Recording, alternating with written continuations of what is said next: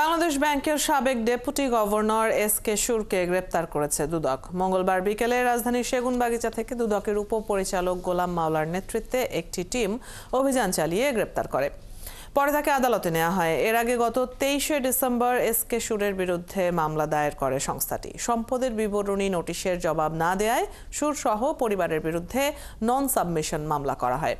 PK হালদারের আর্থিক কেলেঙ্কারিতে নাম আসায় 2022 সালে এস.কে সুরের বিরুদ্ধে অনুসন্ধান শুরু করে দুদক। ওই বছরের মার্চে তাকে দুদকে তলব করা হয়।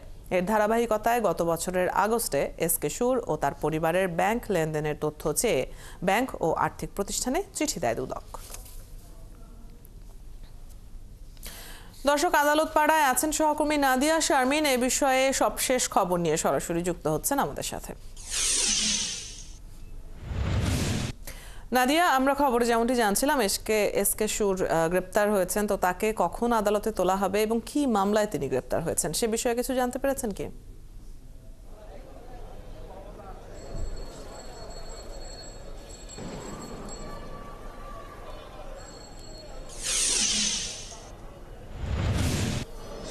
তাকে আদালতে তোলা হয়েছে এবং তাকে মূলত আজকে যেহেতু কোনো রিমান্ড আবেদন করা হয়নি, সেজন্য তাকে জেল হাজতে প্রেরণের, গ্রেফতার দেখিয়ে জেল হাজতে প্রেরণের নির্দেশ দেওয়া হয়েছে। সেটিও প্রায় ঘণ্টাখানেক হয়ে গেল প্রায়।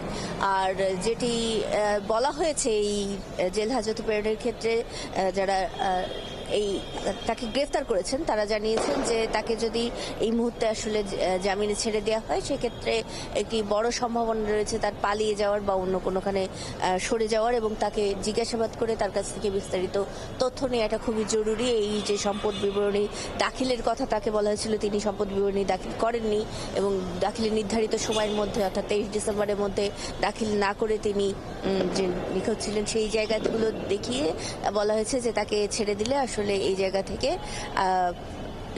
এই তথ্যগুলো পাওয়াটি কঠিন হয়ে উঠবে, যার কারণে তাকে জেল হাজতে প্রেরণ করা দরকার।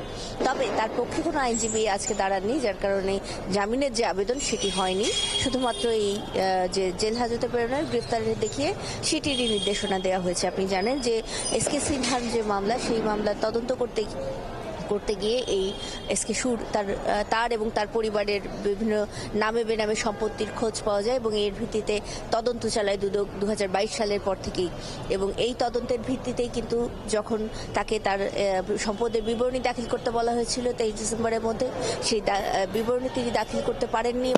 এ বিষয়ে কিছু জানানো নেই, যদিও তাদের যে দুদকের নোটিশ ছিল সেই নোটিশটি কিন্তু তিনি গ্রহণ করেছিলেন নিজেই স্বাক্ষর করে।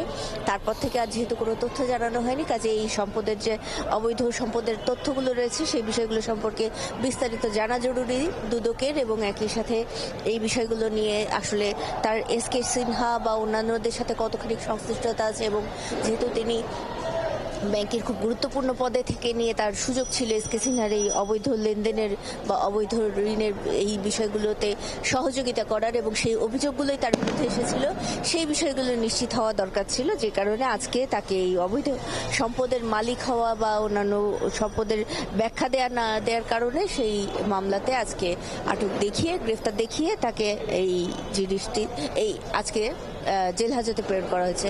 পরবর্তীতে হয়তো দুদক এই বিষয়ে যদি তদন্তের জন্য রিমান্ডের প্রয়োজন মনে করে তারা জানিয়েছে যে নিশ্চয়ই এই বিষয়ে আপনি খবরাখবর রাখছেন, নিশ্চয়ই পরবর্তী পদক্ষেপগুলো সম্পর্কেও আমরা আপনার মাধ্যমে জানতে পারবো। দর্শক, এস.কে সুরকে গ্রেপ্তারের পর আদালতে প্রেরণ করা হয়েছে, জেল হাজতে প্রেরণ করার নির্দেশনা আদালত থেকে এসেছে। এই সম্পর্কে সবশেষ খবর জানাচ্ছিলেন সহকর্মী নাদিয়া শারমিন।